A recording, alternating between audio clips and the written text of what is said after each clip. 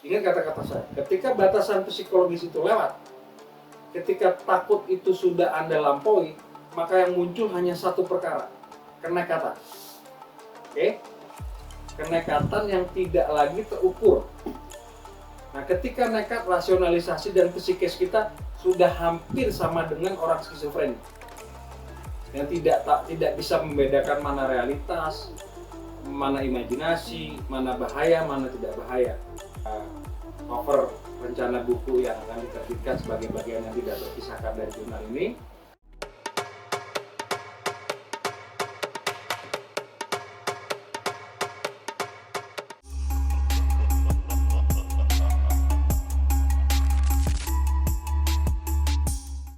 Salam sehat Indonesia, salam spiritual Indonesia, salam sejahtera bahagia. Assalamualaikum warahmatullahi wabarakatuh. Pada pemirsa Jurnal Hendra, baik, kita akan langsung saja bicara ke core problems.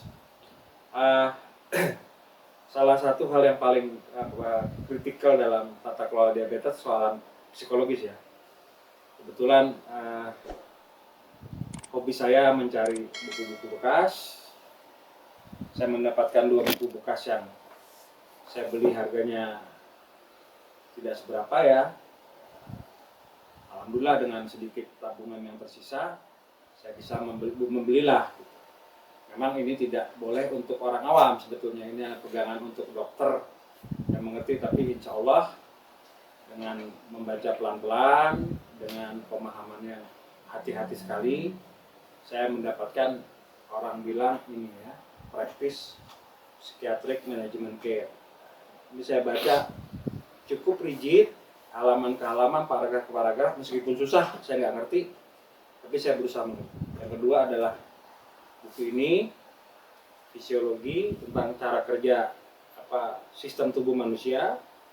Mudah-mudahan saya tidak ngablok ya, tidak asal omong, tidak omong doang, bukan sekedar cocok-cocono, saya punya dasar. Gitu. Oke, seperti yang barusan ada WA, katakanlah ada seorang kawan salah makan, ya. Kemudian dibalas oleh status yang lain, segera colok darah dan seterusnya. Saya bilang udah kemakan, terus mau diapain? Kalau itu sudah kemakan, nothing we can do. Setelah sesuatu salah, ya konsekuensinya kita terima. Dan itu adalah soalan psikis yang berat sekali. Jadi menurut saya, kalau badan kita sakit dan jiwa kita ikut sakit, problemnya bukan double, triple. Ada salah satu sahabat bercerita bahwa kakaknya meninggal dengan kondisi mulutnya ada kolak. Mulutnya berbusa, dan di mulutnya itu masih tersisa kolak ketika di UGD gitu. Karena dia sudah melampaui limit atau batas psikisnya gitu. Ketika batas psikis itu dilewati gitu, saya yakin golokin Pak Musikin tukang mesin, Anda akan pasti makan kolak. Ingat kata-kata saya, ketika batasan psikologis itu lewat, ketika takut itu sudah Anda lampaui, maka yang muncul hanya satu perkara, kenekatan. Oke? Kenekatan yang tidak lagi terukur. Nah, ketika nekat, rasionalisasi dan psikis kita sudah hampir sama dengan orang skizofrenia yang tidak bisa membedakan mana realitas, mana imajinasi, mana bahaya, mana tidak bahaya. Nah, ini adalah halangan buat kita para diabetisi. Jadi kalau nanti makan malam, makanlah dengan tenang. Dari nasihat dari Bang Indi Sujawe, jangan terlalu sering ukur. Saya rasa nasihat itu ada benernya. Ya makan, kalau kita ngukur nanti nggak jadi makan gitu. Makanlah kawan-kawan, ayo makan. Sarapan, makan siang yang benar, makan malam yang benar, dengan yang terukur, yang pakai obat dengan disiplin obat, yang nggak pakai obat disiplin porsinya, 3J, ingat hukum 3J, jumlah, jenis, jam. Ulang lagi, jumlah, jenis, jam. Jarak antara makan, redaknya 5-6 jam. Jendela kita ada di 5-6 jam.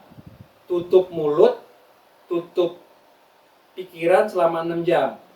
Ini nasihat Mas Mulyo, 3D. Dijaga mikirnya, dijaga mulutnya, dijaga makannya, dijaga minumnya. 3D ini adalah rumusan kita secara untuk menggambarkan secara psikis bagaimana menanggulangi ketakutan kita, paranoid kita, depresi kita, menghadapi situasi yang sangat dirli dari hari ke hari. Situasi yang sangat membahana dari ke hari.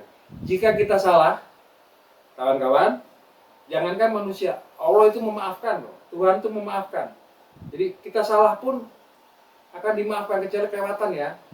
Kecuali kita makan cucur 3 biji, makan lemper 3 biji, makan cracker 10 biji, atau kita mau ngebir sebotol, itu nggak termaafkan. Tapi kalau sekedar makan pecel dan pay 1, it's okay lah. Mau 177, it's fine, nanti akan turun kok.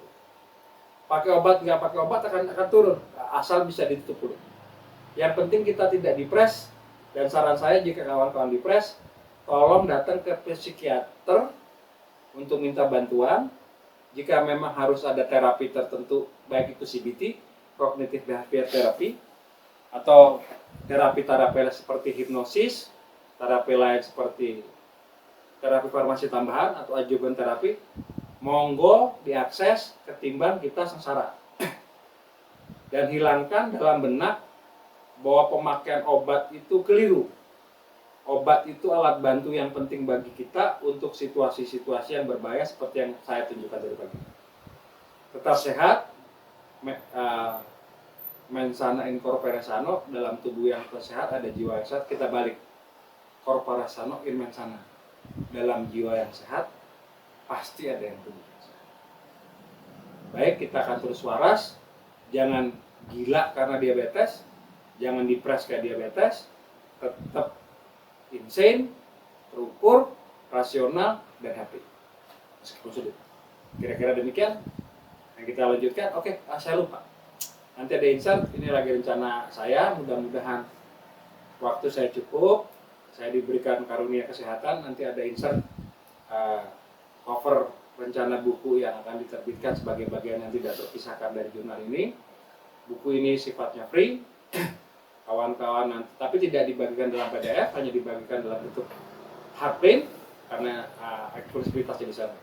Kira-kira demikian. Kami tunggu subscribe, like, dan komennya. Salam spiritual Indonesia, salam sehat, salam bahagia.